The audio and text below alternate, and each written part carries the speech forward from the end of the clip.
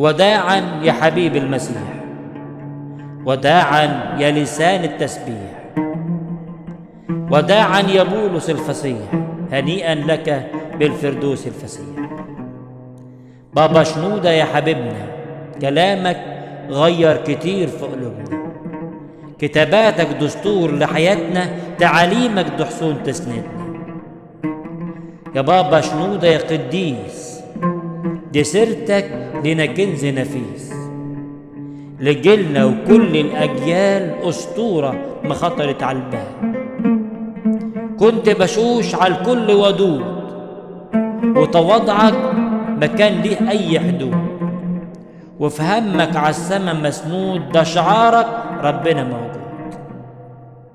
عشت شبابك جوه مغارة، وصلاتك دايما بحرارة، والعمر قضيته في طهارة، وربحت الفردوس بجدارة.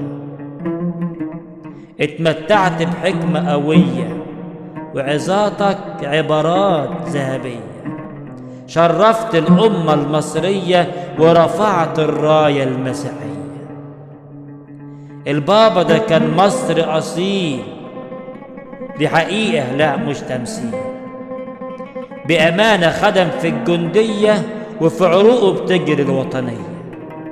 يوم 17 من مارس سافرت السما زي الفارس، وسبت لنا سيرة طهرة نقية، وشفاعتك تكون لينا حارس. صللنا يا بابا عند إلهك، يرحمنا ببركة صلواتك، ونكمل فترة غربتنا، ويعيننا الرب كما أعانا.